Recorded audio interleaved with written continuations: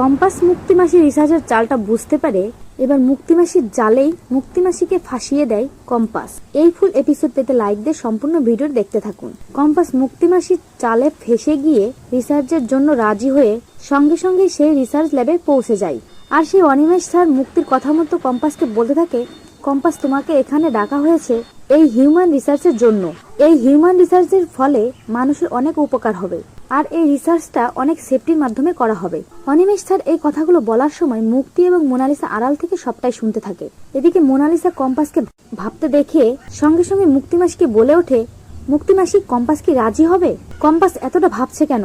আর ঠিক তখনই মোনালিসার হাত লেগে একটা কেমিক্যালের বোতল পড়ে যায়, আর সেই শব্দটা শুনতে পেয়ে সঙ্গে সঙ্গে কম্পাস সেখানে ছুটে আসে, আর সঙ্গে সঙ্গে মুক্তি নিজেকে সেখান থেকে সরিয়ে ফেলে। আর কম্পাস সেখানে পৌঁছে গিয়ে মোনালিসাকে দেখতে পেয়ে সঙ্গে সঙ্গেই বলে ওঠে, মোনা তুই এখানে? এই কথা শুনে মোনালিসা ঘাবড়ে যায়। আর ঠিক তখনই অনিমেষ স্যার মোনালিসাকে বাঁচানোর জন্য বলে ওঠে, আসলে আমি মোনালিসাকেও এখানে ডেকেছি, আমরা তোমাদের দুজনকে নিয়ে রিসার্চ করব। সঙ্গে সঙ্গে মোনালিসা বলে ওঠে, হ্যাঁ কম্পাস, এই রিসার্চে আমিও সংযুক্ত থাকব। আমিও চাই মানুষের কল্যাণ হোক। আমার আর তোর মধ্যে যেই সমস্যায় থাক না কেন, এই রিসার্চের মাধ্যমে যদি মানুষের কল্যাণ হয়, তাই আমি এই রিসার্চে থাকতে চাই।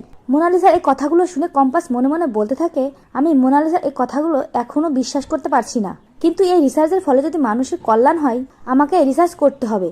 আমাকে করতে হবে আমার বাবা মায়ের জন্য। এখান থেকে যেই টাকা পাবো সেই টাকা দিয়ে আমার মায়ের চিকিৎসা হবে।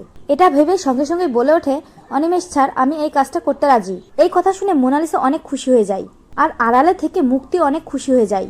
এরপর দেখা যায় অনিমেষ স্যার কম্পাসকে দিয়ে একটা বন কাগজে সই করায়, আর বলে ওঠে আজ রাতে আমরা এই রিসার্চটা করব।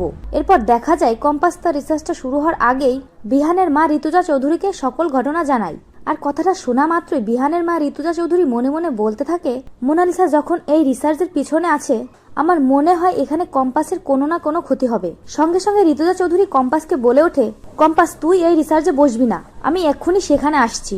এই বলেই ফোনটা কেটে দেয়। এদিকে অনিমেষ স্যার ও মোনালিসা কম্পাসকে বারবার ওই রিসার্চে বসতে বললে কম্পাসও এক পর্যায়ে রাজি হয়ে সেখানে বসে পড়ে। আর এদিকে ঋতুজা চৌধুরী বিহানকে নিয়ে গাড়িতে করে বেরিয়ে পড়ে, আর গাড়ির মধ্যে বিহানকে সকল ঘটনা খুলে বলে। এরপর দেখা যায় কম্পাসের উপর সেই রিসার্চটা করা হলে অতিরিক্ত প্রেসারের কারণে কম্পাসের নাক মুখ চোখ দিয়ে রক্ত বের হতে থাকে। আর ঠিক সেই সময় ঋতুজা চৌধুরী আর বিহান এসে সেখানে উপস্থিত হয়। আর কম্পাসের এমন অবস্থা দেখে সঙ্গে সঙ্গে বিহান ছুটে গিয়ে কম্পাসের মাথা থেকে সকল রিসার্চের জিনিসগুলো সরিয়ে ফেলে। এমনটাই দেখতে চলেছেন কম্পাস ধারাবাহিকে। সকলকে ধন্যবাদ সম্পূর্ণ ভিডিওটি দেখার জন্য।